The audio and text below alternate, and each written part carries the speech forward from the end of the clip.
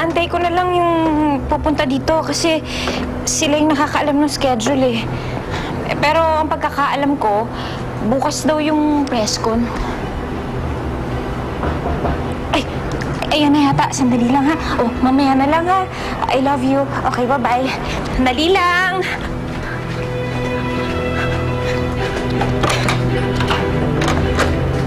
Good morning! Naku, Rachel, canceled yung schedule mo for the day. So, pwede ka magpahinga the whole day. Unless gusto mo mag-shopping for clothes. Bakit po canceled? Kasi marami pa silang inaasikaso. Una, naghahanap sila ng artista na gaganap bilang nanay mo. Tsaka yung venue for the press conference, hinahanap pa rin eh. Pero nakausap ko po kasi kagabi si Ma'am Rowena Guadlo. Ang sabi niya, tatanggapin niya na daw po yung role. Actually, Rachel, nagbe-breakfast meeting sila today. Tatawagan na lang kita pag may mga pagbabago. Okay? Maghanda ka na, tapos mag-shopping tayo. I will be downstairs, so just call me when you're ready, ha? Sige po. Alright, good morning. Po.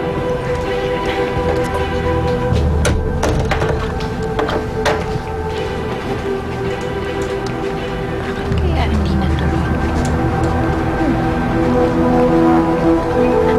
Nay? Nay? Nay, gising! Nay? Wala na daw po tayong gagawin ngayon. Na-cancel na po lahat ng mga schedule. Pwede na daw po tayo magpahinga. Eh, yun naman pala eh. Ba't ginigising mo pa ako? Antok na antok. Ay, Rachel! Tutulog pa ako.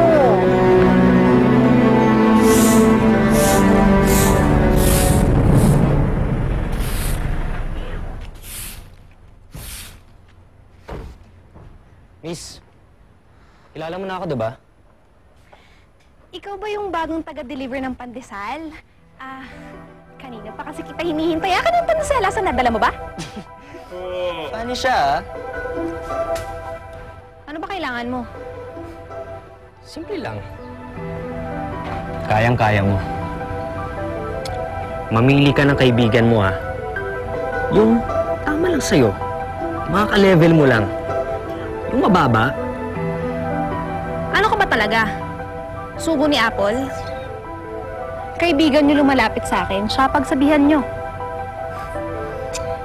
Sakitin kasi yun eh. Tsaka mahinang takbo ng utak mo sa dami ng gamot na ininom nun. Alam niyo, ganito na lang. Sabihin niyo dun sa kaibigan niyo, si Apple, siya ang humarap sa akin at sabihin niya yun sa mukha ko. Hindi pa ako tapos sa'yo, ha? Ano ba? Kanina ka pa, ha? Kanina ka ba? Bitawan niyo! Bitawan niyo nga ako! Ano ba? Bitawan niyo! Ano ako, parang kabuti na lang na bigla na sumulpot sa araw, ganun ba? Levi, wala nga registration ng panganganak. Yung sinasabi mong nanay mo dito sa San Felipe. Sabi niya, dito nga daw ako pinanganak. Anong ospital o sino kumadrona? Teka, kung walang record ang nanay mo dito, subukan natin ang tatay mo. Anong pangalan ng tatay mo? Hindi mo kilala ang tatay mo?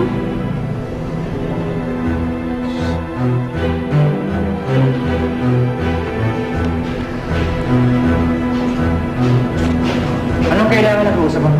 Wala ho siyang birth certificate. Magpapakasal daw kasi. Eh, wala akong nakarehistro dito eh. Wawalisin ko kayo! Pinig ka sa akin! Paingay ka! Ha? Bitawan niyo! Ha? Naiintindihan mo? Ha? Masyado eh. Paingay ka eh. Hoy! Ano ba? Butawan mo nga siya! Anong ginagawa mo? Ginagawa mo sa kanya? Ikaw ba alam ni Apple nandito ka? Pakialam kung sino gusto kong bisitahin. Tuto kang gumalan sa babae. Alam niyo, kayong tatlo, sa susunod na makita ko kayo umaaligid dito, manghihiram kayo ng mukha sa kalabaw sa bukid, sa tantatan niyo. Umalis kayo dito! Umalis kayo dito! Alis! Umalis kayo dito! Alis! Sige pa. Ano ba? Saan kayo babalik?